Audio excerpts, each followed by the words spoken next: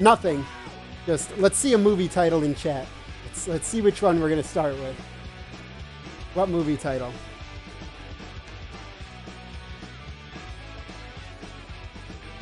Our first movie is the Emoji Movie. So this movie is quite a depressing tale of a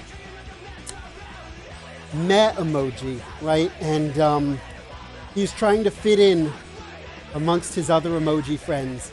Now, the movie itself starts off on a somber tone as Emoji's family is extremely disappointed at him. He fails everything he tries to do because he's a meh emoji, you know? He's like kind of bad. So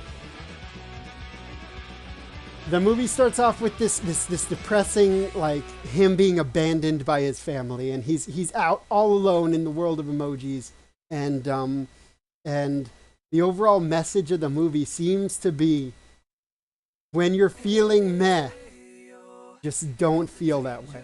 Okay?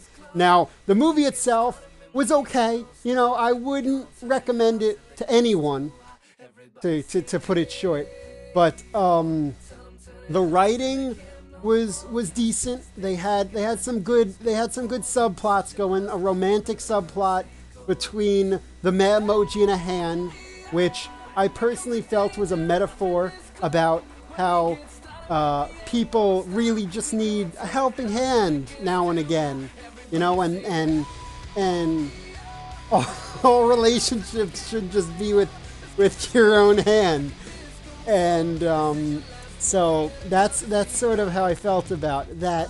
The acting was awful. They should have cast a stronger role in the meh emoji himself.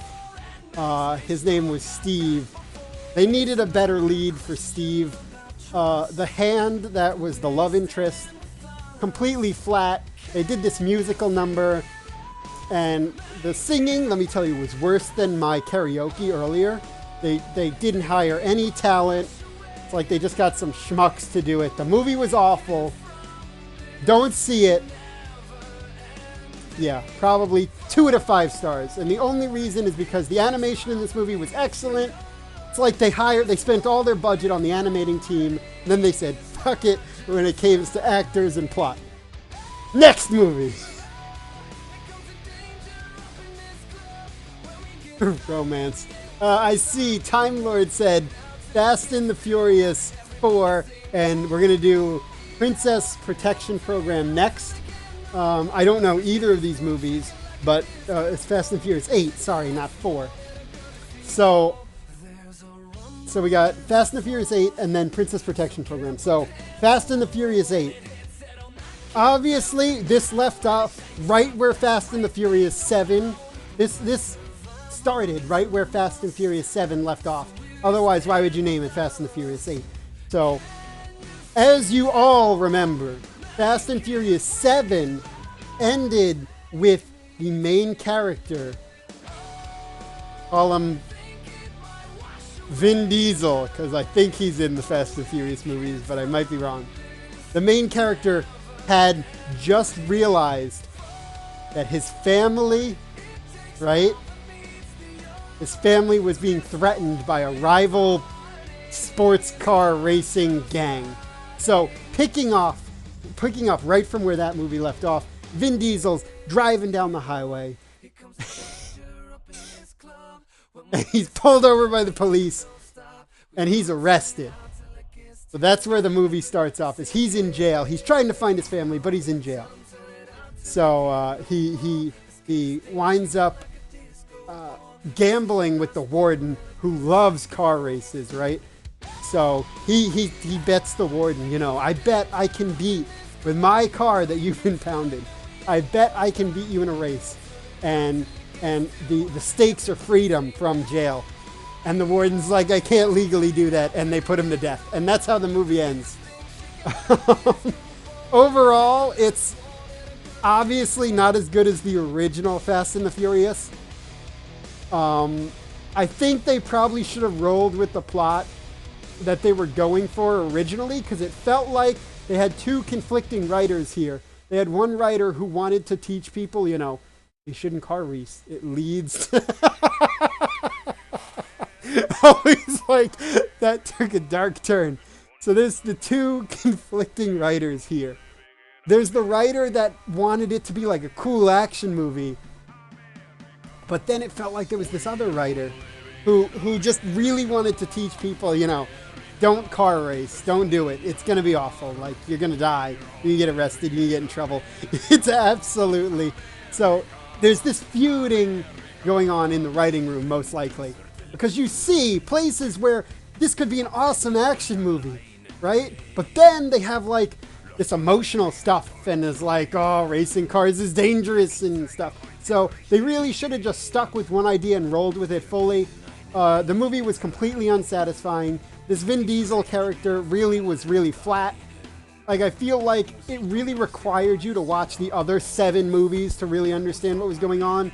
They had a previously on Fast and the Furious, which really didn't matter for the entire rest of the movie since the plot just left him to be nothing, right? So it was painful to watch, honestly. I would recommend seeing it over the Emoji Movie, though, as at least it has the shock factor of, like, you don't know what's going to happen. Like, because you really don't. The writers had no clue what was going to happen. The acting was decent. Vin Diesel, he was the meathead, so he had the meathead role. The character of the Warden was decent, but again, it felt like he was written like garbage. He was flip-flopping between emotions. The actor did the best with what he could. The acting was definitely on par with that of the Emoji Movie, if not way better. We'll get to that one, Holly, in a second. I got to do Princess Protection Program first. I think the real shining star, if you're going to focus on anything, is the cafeteria lady. She killed it. All the lines she delivered were accurate. Her character was well written. It felt like they had the plan really needed for her. I'm not going to spoil her entire plot line for you guys. You really should just go watch the movie. But, yeah, let's just say she's the unexpected hero of the movie.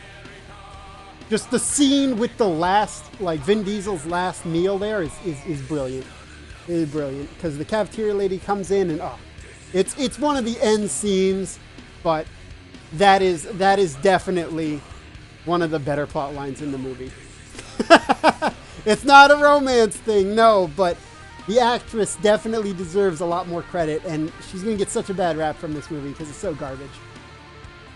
But that's it. I would overall give it 3 out of 5 stars. Wouldn't recommend it unless you really don't have anything better to see.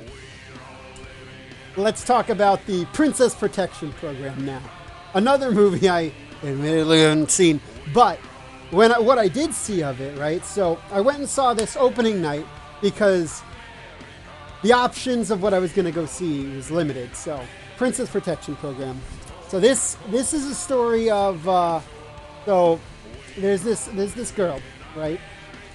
And she is the princess of Britain.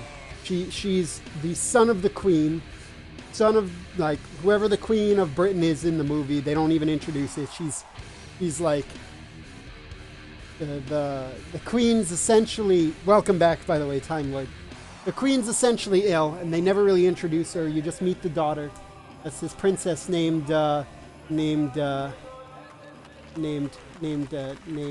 Cat. So we got Cat the princess. Now, so in the very beginning, it's that typical princessy thing. It introduces the characters. It's like there's a duke, there's like a scribe, there's all these things. She's trying to learn how to be a proper princess, and as she's learning, right, there's an assassination attempt on her mother while her mother's in the hospital. Now, so they are afraid for her life, and they can't give her proper guards while they're worrying about the queen as well. So most of the story is now her and her journey as a peasant. She's swapped places with a peasant, right? She's the son? Did I say son? She's the daughter of the queen. She swapped places with like this nobody off the street, and she has to get a normal job. And so she's essentially like undercover. She like takes this new identity until she inherits the crown. And so she works at this fast food restaurant, and she's like a nobody all of a sudden. Now the real action picks up when she's discovered, and she's like running from these people. She's trying to hide from the assassins, and then the movie ends essentially with her triumphing and realizing the plot to assassinate her is all based on her father's greed for the crown. He wants the crown for himself, and he wants to remarry and everything. So she goes and she confronts her father, and she like the hitmen that are hired to kill her, like the money falls through from the crown, and the father gets arrested. Spoilers and everything. So overall, movie's pretty exciting. It keeps you on edge. You're very on edge. The princess is well mannered for the most of the movie, and it really shows the dichotomy of plot twist. It really shows the dichotomy of like classes. It has a very focused point. It's overall a good movie. I would recommend you go and see it if you have time to kill. It's nothing too actiony, but it's very dramatic. Very anything goes. Very dramatic. It has very good class, somewhat close to accurate. It has a very class dichotomy to it, and so those themes, there's the whole age-old like class war going on. It's a thinker's film. It has a lot of thinking points that you definitely sit on and go, Okay. Overall, acting was decent. The princess was a new actress. They tried to get her fresh. You know, they wanted to give her some good reputation. The writing was good. The acting, her role itself was well written. A lot of the lines were delivered. For a new actor, she sold the most important scenes, which kept me engaged. There were a couple times where I felt her performance was shaky and it could have been better, but I mean, nothing you can do about that. The king, of course, was played by Dwayne "The Rock" Johnson, so no complaints there. We didn't see the queen the whole time. The duke was played by Steve Carell, so it was really well played role there. And yeah, so overall, I'm going to give this movie 4 out of 5 stars. And we're going to move on to our last movie for now. We're going to move on to the last movie, which is Shawshank Redemption. So I know a bit about this movie outside of before I saw it. Great casting. This cast was like all over the place. They don't know if they're a comedy. It's definitely not a comedy. And they cast freaking Steve Carell, because that was the first name that popped into my head. Okay, so Shawshank Redemption. So I know for a fact that this movie had what's his name? Oh man. What's the guy's name? The actor. He played God in Bruce Almighty and Evan Almighty. Why am I blanking on his name? Anyway, that's not important. He was essentially the star of the movie and the narrator of the movie. The movie takes place in a prison, okay? And the plot itself begins when... Come on. What's his name? Come on, I need to know his name. Morgan Freeman, yes, Morgan Freeman. Okay, so the movie follows Morgan Freeman's trip through prisons. So Morgan Freeman is a rich entrepreneur, right? And okay, I thought it was the SpongeBob theme for some reason. I was freaking out. So Morgan Freeman is this rich entrepreneur, and he's like, and someone, in the very beginning of the movie, someone says to him, "You don't know how easy you got it. You couldn't live a day in prison." And in response, he decides No, you know what? I can deal. Actor McActyface. Yeah, dude. Actor McActyface was also in this movie. So he's like, you couldn't live a day in my shoes. So he's like, yeah, well, I'm gonna redeem myself. This is gonna be my Shawshank Redemption. I'm gonna go through the prisons. And I'm gonna prove you wrong. I'm gonna prove you I can live in your shoes. So to experience prison life, he essentially pays a ton of money, and he every month he lives in a different prison for 5 years of his life, and it follows him across those prisons. And so many prison movies. I mean, I know Shawshank Redemption's in a prison, which is the only reason this one's in a prison. The other one, Fast and the Furious, I don't know. That's where my mind went. Uh, so the Morgan Freeman's, he's hopping from prison to prison, right? He's experiencing the life, and there's this subplot going on in the background of his accountant sort of dealing with his millions and millions of dollars from all his acting. Morgan Freeman actually is played by Morgan Freeman in this movie too. So he's going from prison to prison. He's experiencing everything, right, from these prisons, and he eventually meets up with this other guy who is his cellmate in the first like prison he goes to, and he sort of shows him the ropes. He's like his mentor, and so he essentially gets this person transferred from prison to prison with him. But about halfway through the movie, because there's no stakes at the moment in this movie, so it felt like, okay, so who cares? There were no stakes. They mix up his paperwork, and they transfer someone else out in his place. And he doesn't realize this until he wakes up the next day, and he doesn't get transferred out of this prison. And he's stuck there now, actually in prison for a crime he didn't commit, as a different person. And he freaks out. He has no clue what he's going to do. To save you guys from spoilers, it becomes essentially a prison break with him and his buddy. We're going to call him Marty McPrison. Obviously, there was some inspiration to Back to the Future there, but so him and Marty, right? Morgan Freeman and Marty have to break out of this prison, and it's the biggest prison break the world has ever seen. And when they break out of the prison, right, he still doesn't have anything, so he gets in touch with his attorney, or his not his attorney, what's the word, his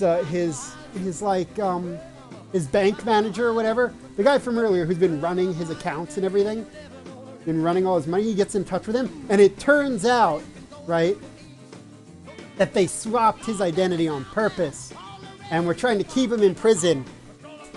We're trying to keep him in prison so they could keep all his money for himself. So after he breaks out of prison, he has to essentially rebuild his empire. And I think there's going to be a Shawshank 2, judging by the way it ended, but we'll see. We'll see about that. The weakest role was obviously Morgan Freeman. They hired ridiculous amount of talent around Morgan Freeman, and Morgan Freeman just fell short. Like, he's a great actor, but really he could not stand up to the no-name actors such as Marty.